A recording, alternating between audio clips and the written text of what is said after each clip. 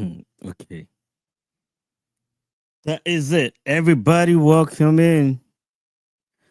All right, everybody, welcome in. Welcome into another special. This is another special, the Nigerian special. And we decide to take a different route. Just give me a second. All right. If everybody's joining us from anywhere in the world, welcome in. So we're gonna talk about the bloodshed that's going on in northern Nigeria. We owe it to ourselves and we owe it to the blood of the innocent to be able to keep moving uh this story along. And there's been a lot of development since we last talked about it.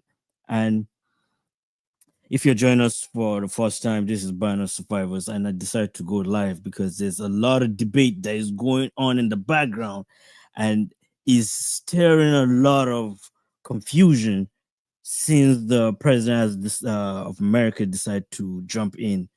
And there's a lot of pushback, and people, especially that are not in the north, unfortunately, Nigerians that are not in the north, don't believe that there are people or Christians in the north. It's sometimes it's a sad stories to hear things that is spewing out without actually hearing the numbers. So today I decided to take it up, and it's not an easy, but it's all about the blood and the cross. It's all about the blood and the cross.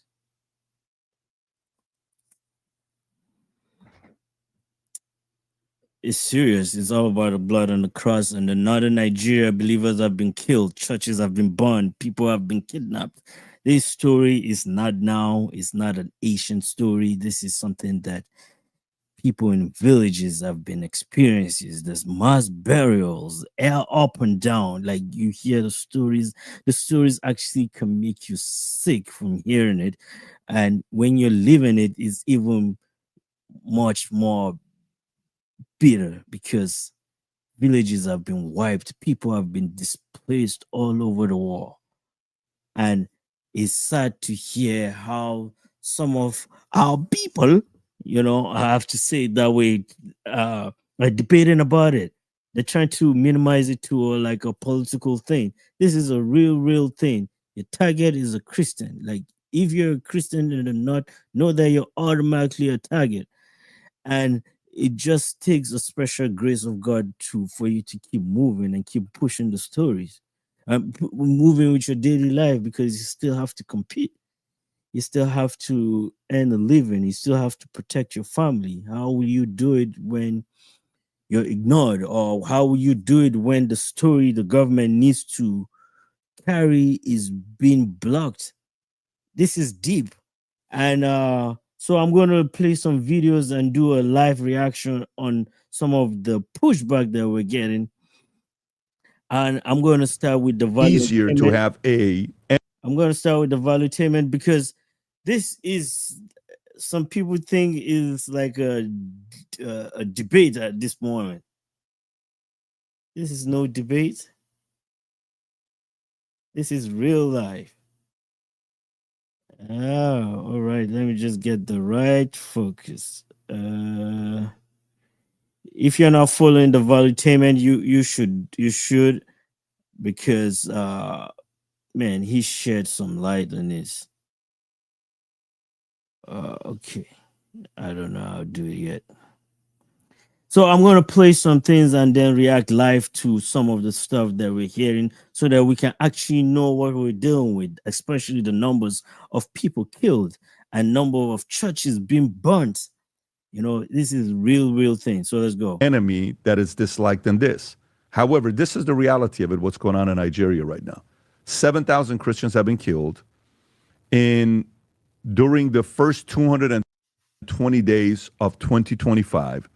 A civil society watchdog says this is an average of 35 killings a day, according to a recent report published by the Nigeria-based human rights NGO and International Society for Civil Liberties and the Rule of Law. Nigeria has long been an epicenter of Christian persecution, with more Christians killed for their faith in Nigeria than in the rest of the world combined. Look at that. This is a sad story. for the people, for the spinners out there that have been paid to spin the story, you can lie, you can hide these numbers. You can't hide these numbers, and this is it. And if you go through the comments and hear some of the Nigerians that are commenting that outside Nigeria, you hear, because in Nigeria, typical Nigeria has too much pride to admit anything. And that's part of our problem. We have too much pride to admit anything. We have too much pride to serve one another. I know it's deeper than that. I mean, the number, this is just one area. I'm not denying about the political crisis that is going on there. There's political elements to it. Yeah. There are also criminal activities. Yeah. But look, the bigger part of it is the movement, the jihadists, the Boko Haram that's affiliated with the ISIS and everything, to be able to wipe up Nigeria.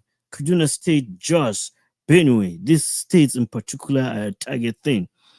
Thanks to the political leaders, they've ignored so many security measures that has led this thing to breed.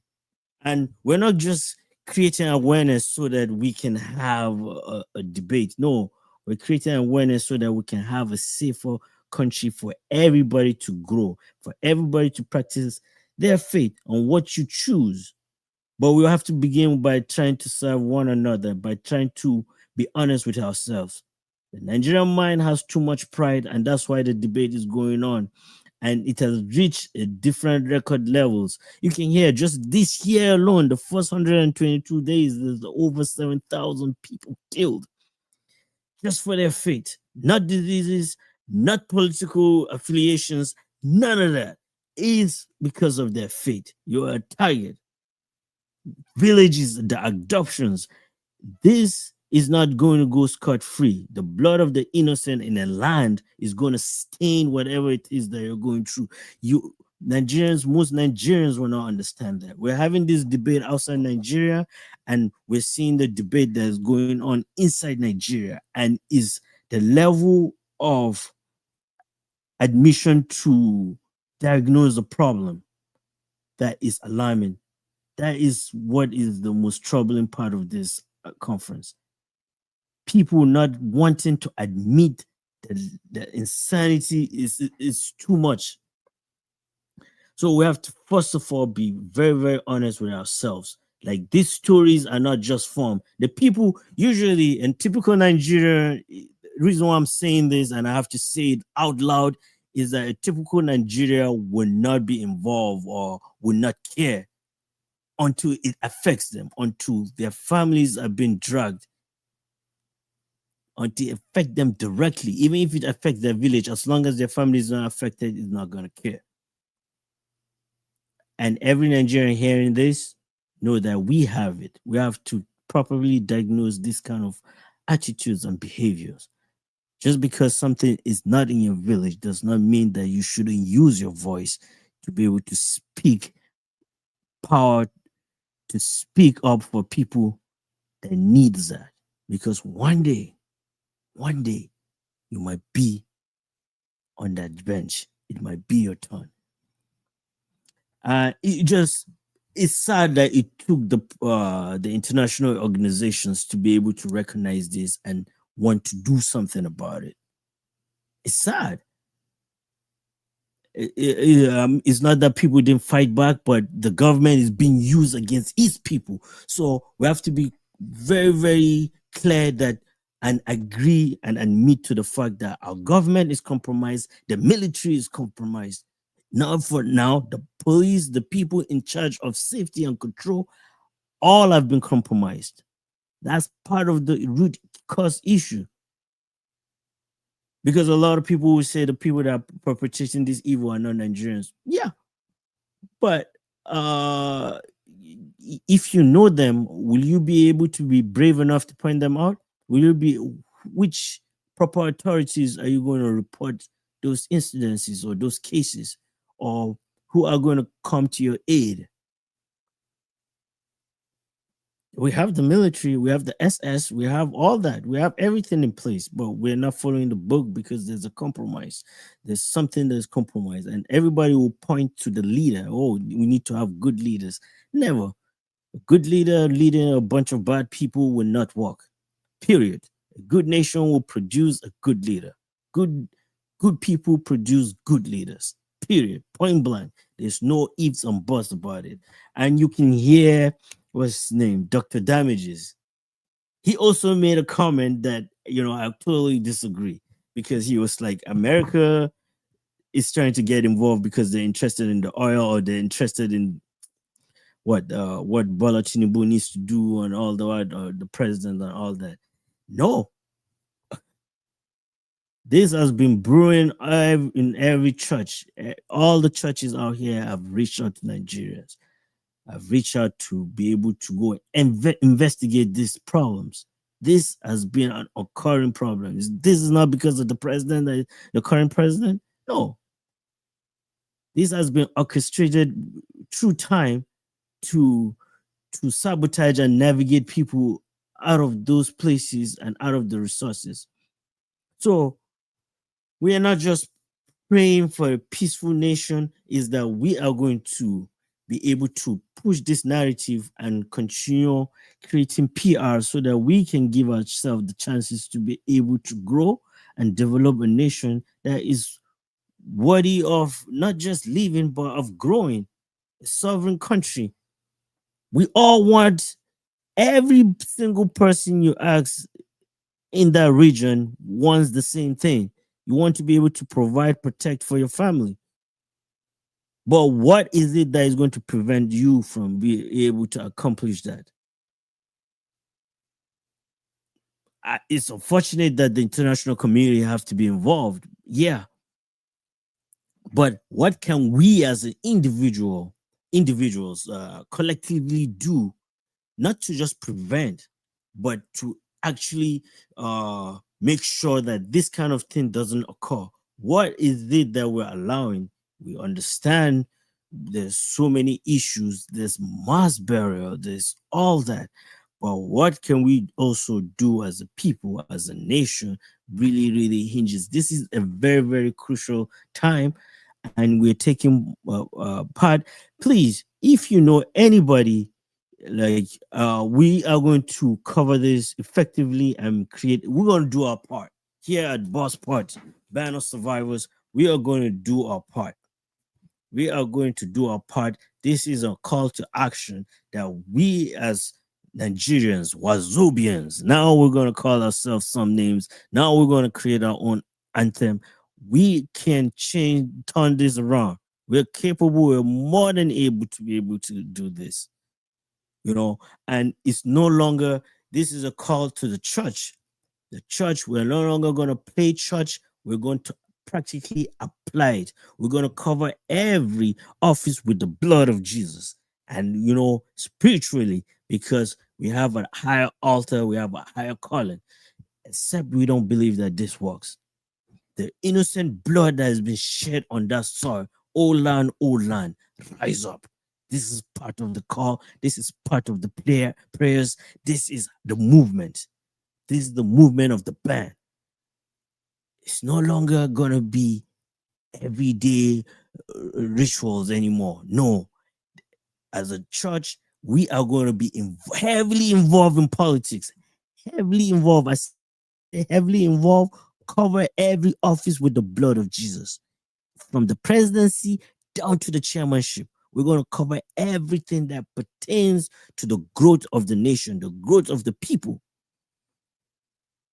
This is going to be an active way. After we've done the prayer, we're going to actively be involved in choosing our leaders, in choosing people, not the right people, but not also, we are also going to hold ourselves accountable. We're not going to push it all. Okay, the leader made a mistake and he drove us into a economic shambles. No, we are actually going to learn about money, not just the physical product of it, but also the financial product of it. Is going to be taught in classes. It's going to be taught in churches. It's going to be taught so that we can raise families. How we're going to raise families? We already have the blueprint.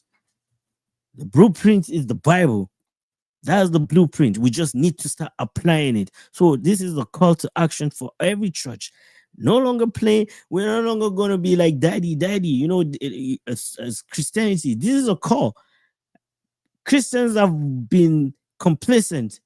They've allowed the leadership of the church dictate how they choose to practice their faith. You're only going to fast when the pastors tell you to fast. You're going to give offering when they tell you. No matter your pastor, you have to put them in their rightful places. So one of the call to action is like putting people in their rightful places. We're no longer going to obey your elders or obey your elders. That's the biggest thing. We're no longer obeying elders. No. So there's respect your elders. That's the thing. Respecting your elders and worshiping your elders are two different things. If you put your elders in the position of where God is supposed to be to decide your life, to decide all that, you have started worshiping them. And what happens? In due time, it's going to fail because all other gods are the works of men. So it's high time that Nigeria challenged some of the cultural practices that we're involved in that is not from the kingdom. So apart from I hear the arguments, I see the arguments that are involved. I'm shocked with it because I'm like, okay, this is a call for the church. Like this is happening. This is time. The time is right now. It's time for us to practice what is in the scriptures. Practicing the loving your neighbor as yourself. It also has correction, has rebuke, and is not the end of the war. We're too proud to do anything. We're too proud to serve one another. We're too proud to be involved in the growth and development of the country. We're too proud to be involved and sacrifice for our freedom and for the success of the nation. We are too proud. We are a proud nation. I'm not speaking just for people hearing me. I'm also speaking for myself. We have to be honest with ourselves and come to the realization and the inventory that, hey, from henceforth, at this moment, no, I'm going to check myself and I'm checking myself and I'm going to be able to be involved in the political arena through the scriptures. The government was placed on his shoulders. That's Jesus. So the government, any government around the world, the things that the Antichrist children have stolen from the church, the government is part of it.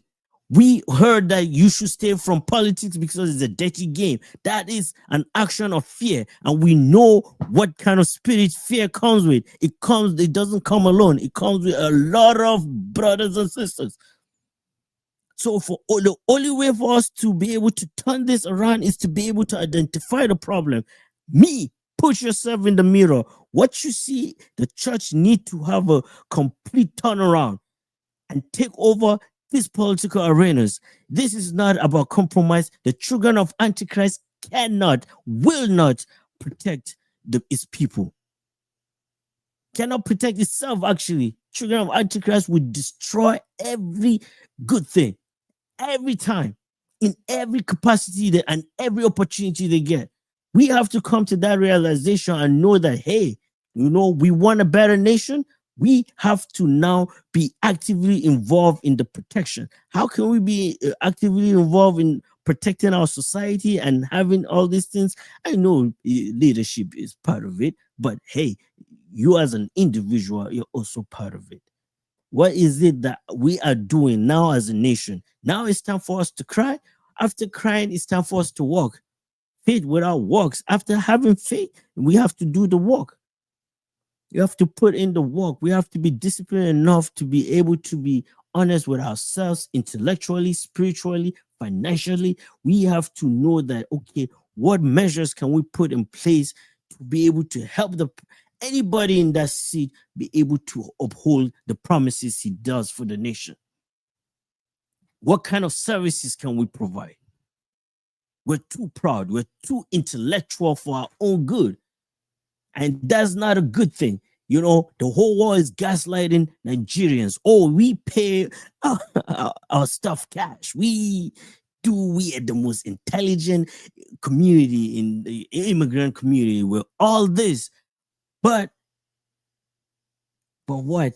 But look at the amount of people that have been slaughtered in daylight. Sometimes it's cowardly. They go to villages and raid, and you can see that most Nigerians that are not from the north, you can easily identify them. Just look at the comments that they do, because don't want to be involved in it. Some people are too emotional. Oh, it's political thing. They try to spin it around, but we're not involved in that. You that know the truth, know the truth. Now it's time for us to speak it out loud and say enough is enough. We're no longer going to be quiet through these circumstances. The government has seized your guns, have labeled you criminals because you're trying to defend yourself. We are going to now start screaming about it. The time is here. The time is now. The people that are meant to help this country are the Nigerians that are outside the country, me included, everybody. The sooner we recognize this, the better. We're not going to spin this around and say that, what are people saying? Oh, America is here to take from Nigeria. Well, the parable of the talents. What happened? People that make excuses, God took it and gave it to the other people. The truth about the oil in Nigeria, what have you done with it? How has he helped the economy? How has he helped the people? The money you stole, how has it helped? Now the inflation has come in and devalued the money that you stole, because we don't understand the concept of money. We don't understand the financial structure to be able to back up the paper that we have. We don't have value for one another. The love of God that is placed in you, you've converted it into a selfish interest for you and your family. But what happens as a society as a whole? We're going through the same climate change. We're going through the same economic situation. The mosquitoes are not choosing which one is a Christian and which one is not. It's taking people's lives, the diseases, hospitals.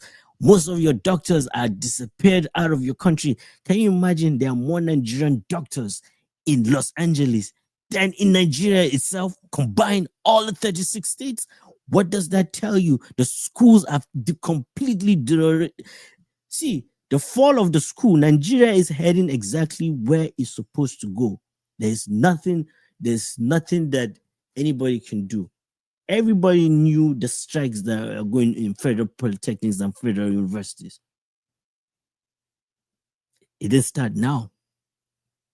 It's almost like a part of life. There's so many things that we have agreed as a people that, hey, people will tell you this is Nigeria, it's not going to work, intentionally sabotaging ourselves. So part of this is the reason why I'm getting so passionate about this is it's not just personal, but it's a call to action that, hey, we should also share in the responsibilities. The international community is talking about it. We should also be in the forefront to talk about it. Honestly, we should talk about it, passionately, and we should come to a comprehensive conclusion. And part of the comprehensive conclusion is knowing that Nigerians are too proud. Too proud. We are too proud as a nation to serve one another. We are too proud of a nation to look out for each other. We are too proud to roll our sleeves and be in the dirt and actually be a form of service. This is just evidence of it, that people can be able to be slaughtered under your nose and you will find an excuse or a complaint, or you choose to remain silent, not to speak, especially if it doesn't affect you. So the Nigerians that are outside the north, the northern part of Nigerians that are looking for a way to make this thing smaller than what it is, a lot of churches have been burned. We are going to cover some of these stories. We are going to share with some people, and you hear it personally. And we want you Mr. Know It All, Mr. Intellect. Use your little, let me just reel in.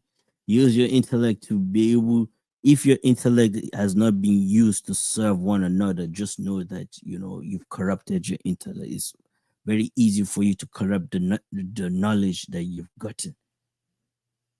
So this is a call to action. We're gonna do more reaction videos. We're gonna cover the Trump reaction. If Valuetainment, I really want to shout out to the Valuetainment and for covering this story. It's brave of him to be able to give us those numbers. I didn't know about the numbers. I just know of personal stories, but now that the numbers are coming out clear, it took me time to be able to verify it. Now I'm just compiling a list. As I was about to start speaking about it, I got a lot of pushback. So I'm taking time to do a whole inventory of number of villages, number of displacement, diasporas, number of people and mass burials that has been affected by this. People that, I tell you, especially Nigerians that are outside the country, they want to go back to the country and contribute, you know. But at this point, I'm just reading a story. Nigerian government rejects the claim that is not doing enough to protect Christians from the violence. Hey, it's not now. From the former president to the former governor of Kaduna State, this has been orchestrated, power hungry. You know. So I just said, let me do a short reaction. We're gonna keep reacting to this until something is changed, until we come up with a comprehensive solution to these problems. So thank you everyone once again. I remain your Band of Survival host. Until next time.